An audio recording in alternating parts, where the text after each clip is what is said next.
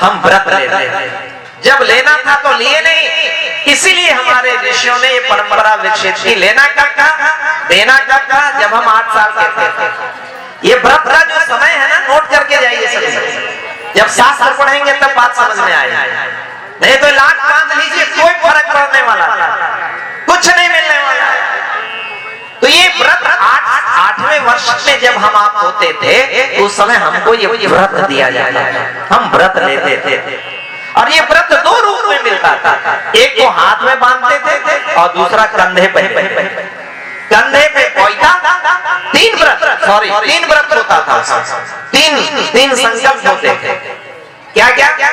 हाथ में कलावा, कंधे पर पोइता और माथे पर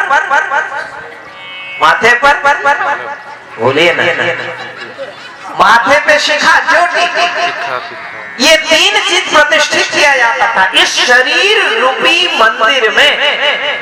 ये शरीर सिर्फ शरीर नहीं है, हमारे ऋषि ने कहा ये शरीर भगवान का मंदिर है। शरीर को भगवान का मंदिर समझकर आत्म संयम और नियमितता द्वारा आरोग्य की रक्षा करें। तो 3 व्रत 8वें वर्ष में, सबको नोट कर लीजिए।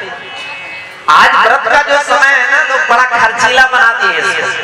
अभी कल एक बहन से बात हो रही थी, वो बहन मेरे साथ कहीं बैठी होंगी, वो बहन मुझसे कहते मुझे अपने बेटे का व्रत करवाना है। हम बोले व्रत में तो ये 3 चीज होता है।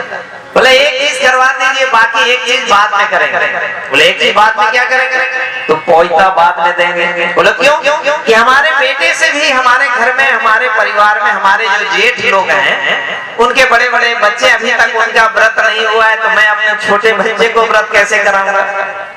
अब वो बेचारी प्रतिष्ठा में फंसी हुई है, लोकाचार में फंस गई कि मेरे जेठ के बेटे का व्रत नहीं हुआ, तो मेरा बेटे का व्रत कैसे हो सकता है? अब उस असमंजस में कहते काम कर देंगे, कम से कम दीक्षा तो हो जाए। दीक्षा मतलब छोटा व्रत। दीक्षा को अगर सहज शब्दों में समझे तो ये छोटा व्रत है, छोटा वाला व्रत। और व्रत होता ये क्या है? ये व्रत मतलब परमानेंट। तो क्या होता था? 3 चीज, हाथ में कलावा, कंधे पर पोइता और माथे पे चोटी, माथे पे शिखा। ये 3 कब होता था? जब हमारी आपकी उम्र जब 8 साल की हो जाती, उसी समय होता था। मैं प्रयास करूंगा रात में बताने का, अभी इसको लंबा करूंगा तो घंटे लगेंगे 2। अब ये तीनों का व्याख्या क्यों कराया जाता था, किसके उद्देश्य, इसका साइंटिफिक रीजन क्या था कि 8वें ही साल में क्यों?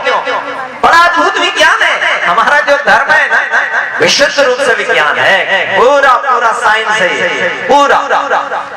किसी को जानना हो तो अलग से बैठ लीजिएगा, मैं एक चीज बता दूंगा आपके हर कंफ्यूजन को दूर कर दूंगा। ये वो अद्भुत विज्ञान है, ये वो महाविज्ञान है, ये सूर्य विज्ञान, इससे बड़ा विज्ञान इस संसार में। और ये सब सूर्य से जुड़ा हुआ, ये भी सूर्य से जुड़ा, ये चोटी भी सूर्य से जुड़ा, कंधे पर जनेऊ पोइता ये भी सूर्य से जुड़ा, सब सूर्य के प्रतीक ही हैं।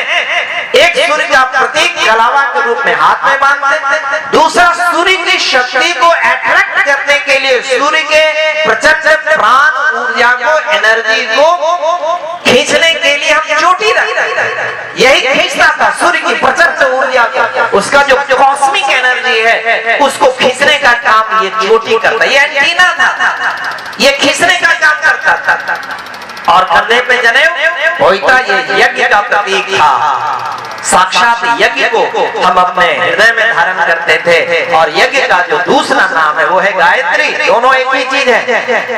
देव संस्कृति के 2 निर्माता, यज्ञ पिता, गायत्री माता। ये माता पिता है दोनों में से किसी एक को छोड़ देंगे तो आप अनाथ हो जाएंगे। माँ मर जाए तो अनाथ, पिता मर जाए तो भी संतान अनाथ।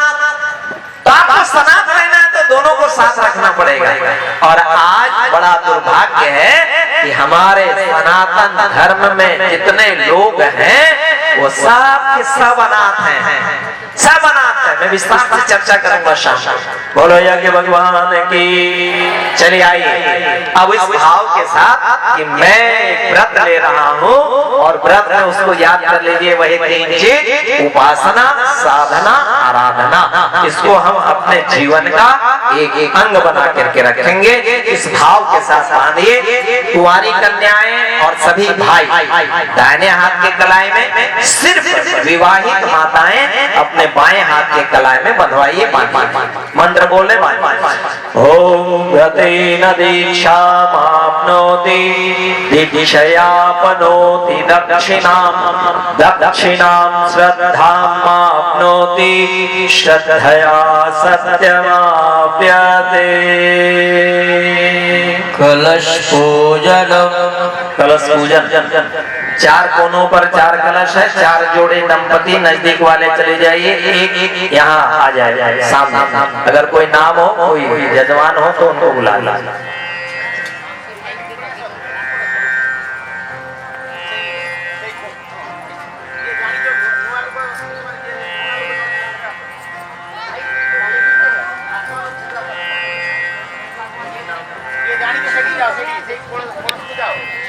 व्यास मंच पर पूजन के लिए